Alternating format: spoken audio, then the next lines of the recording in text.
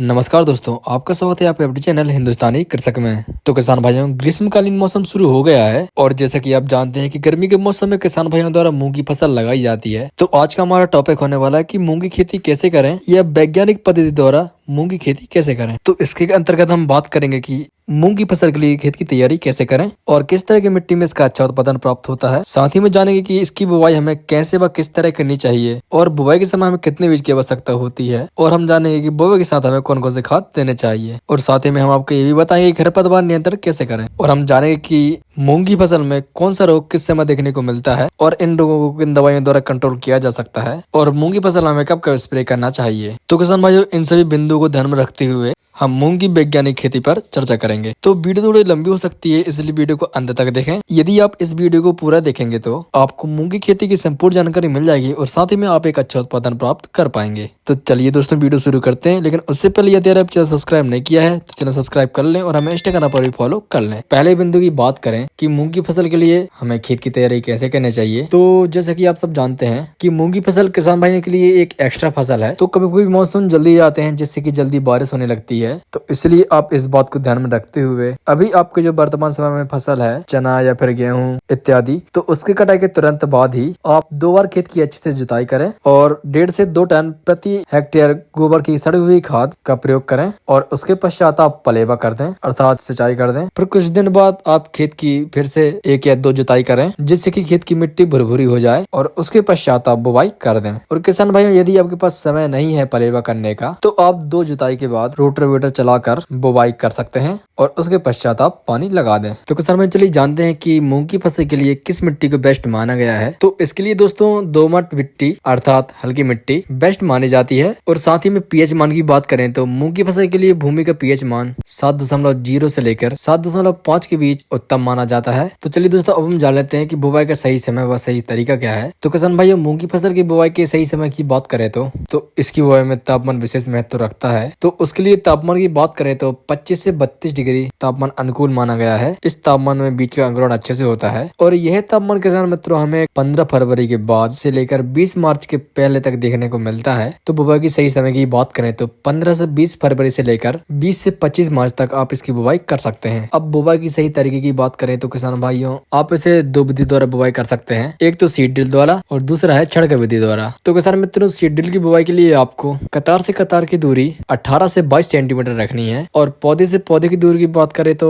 10 से 12 सेंटीमीटर रख सकते हैं और गहराई की बात करें तो आप इसे 4 सेंटीमीटर तक गहरा बो सकते हैं। तो चलिए किसान भाई, अब हम बात करते हैं कि बुवाई के लिए हमें कितने बीज की आवश्यकता पड़ती है। तो किसान भाइयों, बीज की बात करें तो आप 25 से 30 किलोग्राम प्रति हेक्टेयर आप बीज का उपयोग कर सकते हैं। और साथ ही में आप एक बात का ध्यान रखें कि यदि आप किसी दुकान द्वारा नया बीज ला रहे हैं तो बीज की मात्रा 9 से 10 किलोग्राम प्रति एकड़ रखें और यदि आपके घर पे पिछले वर्ष का बीज उपलब्ध है तो उस बीज का थोड़ा ज्यादा उपयोग करें, जैसे कि 11 से 12 किलोग्राम प्रति एकड़। तो अगले बिंदु की बात करें तो मूंग की नई किस्मों का चुनाव। तो किसान भाई, यदि हो सके तो आप नई वेरायटी का चुनाव भी करें, जैसे कि MH 421 या IBM 205-7 या पूसा 1431 या फिर IBM 512-1 इन जैसे कुछ नई वेरायटियां का चुनाव करें, क्योंकि यह वेरायटी रोगों के प्रति सहनशील होती हैं और इनका उत्पादन भी अधिक देखने को मिलता है। और किसान भाइयों, हमारे द्वारा मूंग की न्यू वेरायटी पर पहले से वीडियो बना दी गई है, जिसकी लिंक आपको आई बटन में तथा डिस्क्रिप्शन बॉक्स में मिल जाएगी, अब जाकर उसे देख सकते हैं। उस वीडियो में 2023 में अच्छा उत्पादन देने वाले वेरायटी के बारे में बताया गया है। तो किसान भाइयों, अगले बिंदु की बात करें तो बीज उपचार। तो किसान भाइयों, मूंग का बीज उपचार बहुत ही जरूरी होता है, क्योंकि गर्मी में तापमान अधिक होने के कारण रोगों का अटैक अधिक देखने को मिलता है। तो आपसे निवेदन है कि आप बीज उपचार जरूर करें। और बीज उपचार के लिए दवाओं की बात करें तो कार्बनडाजिम प्लस कैप्टॉन 3 ग्राम दवा से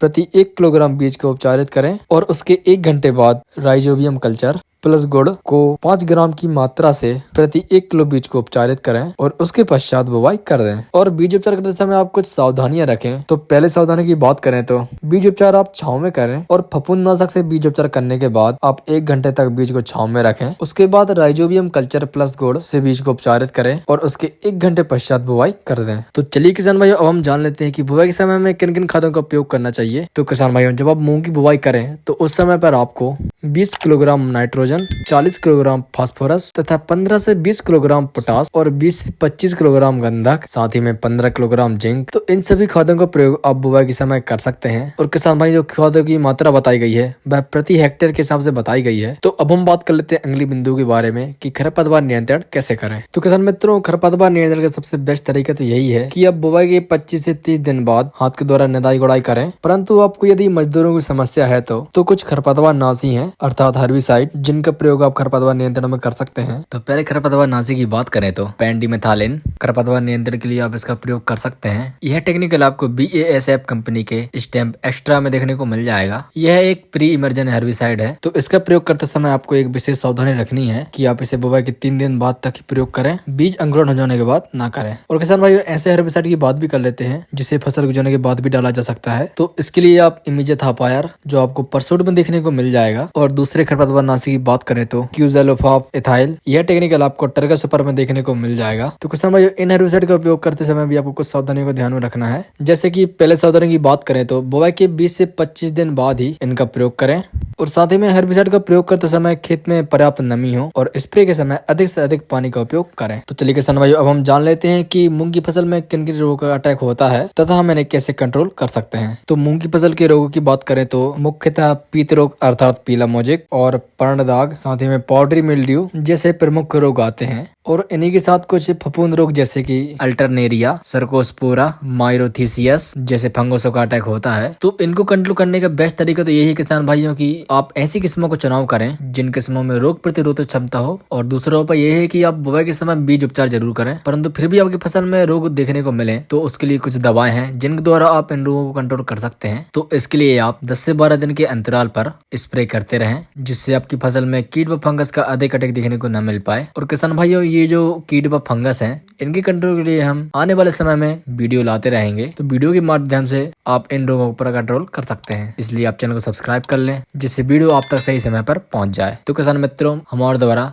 मूंग की फसल की वैज्ञानिक खेती की संपूर्ण जानकारी दे दी गई है। यदि आप इसी तरह से मूंग की खेती करते हैं तो आप मूंग का एक अच्छा उत्पादन जो कि 8 से 10 क्विंटल प्रति एकड़ प्राप्त कर सकते हैं। तो किसान भाइयों, यही थी संपूर्ण जानकारी। मिलते हैं हमारी अगली वीडियो में। जब तक के लिए जय जवान जय किसान।